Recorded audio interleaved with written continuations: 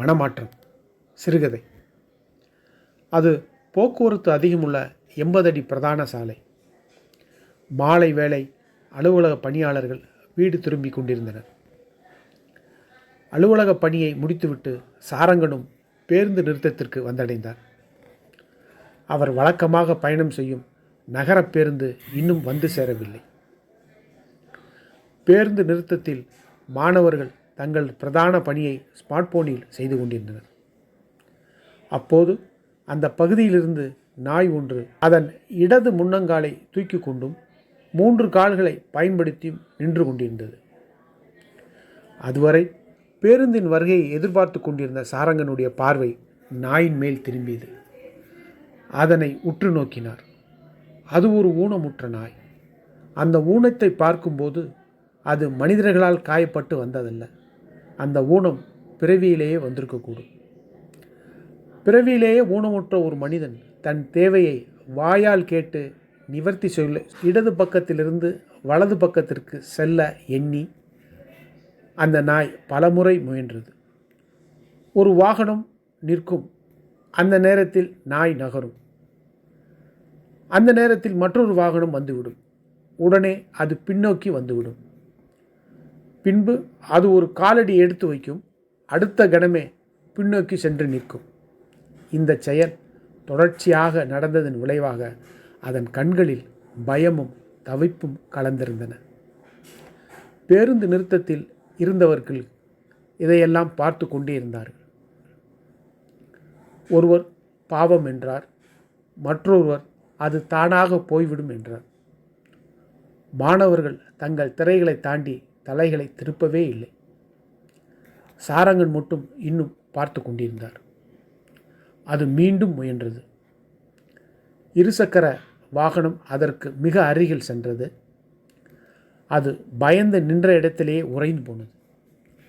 அந்த சமயத்தில் சாரங்கனின் மனதில் ஏதோ ஒன்று உரைத்தது. பார்ப்பதால் என்ன பயன் என்ற கேள்வி சாரங்கனின் மனதில் எழுந்தது. சாரங்கன் சாலையை நோக்கி நடந்தார். கையை உயர்த்தி வாகனங்களை நிறுத்த முயன்றார். சிலர் சலிப்புடன் பார்த்தார்கள்.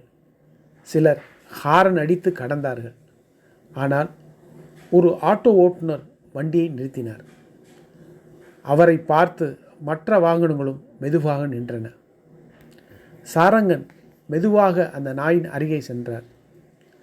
அது அவரை பார்த்து பின்னுக்கு சென்றது. சாரங்கன் பேசவே இல்லை. கையையும் நீட்டவில்லை. சாலையின் நடுவில் நின்று வாகனங்களை இன்னும் கொஞ்சம் தடுத்தார்.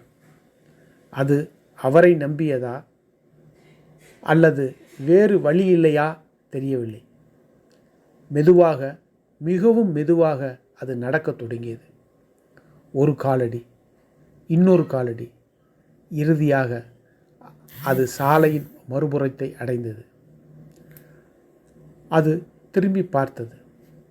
சாரங்கன் அதற்கு அர்த்தம் தெரியாத ஒரு சிரிப்பை தந்தார். அது வாள் அசைத்ததா இல்லை அசைத்தது போல தோன்றியதா தெரியவில்லை. ஆனால் அந்த கணத்தில் சாரங்கன் மனதில் ஒரு அமைதி இருந்தது. பேருந்து வந்தது. சாரங்கன் ஏறிக்கொண்டார். பேருந்து நகரத் தொடங்கிய போது வெளியே பார்த்தார். 80 அடி சாலை மீண்டும் தன் பழைய நிலைக்கு திரும்பி கொண்டிருந்தது. வாகனங்கள் ஓடின. மனிதர்கள் தங்கள் வேலைகளில் மூழ்கினார்கள். யாருக்கும் அந்த ஊனமுற்ற ஜீவன் நினைவில் இல்லை. ஆனால் சாரங்கனுக்கு மட்டும் ஒன்று தெளிவாக இருந்தது. அது சாலையை கடக்கவில்லை. மாறாக அது நம்மை கடக்க வைத்து விட்டது.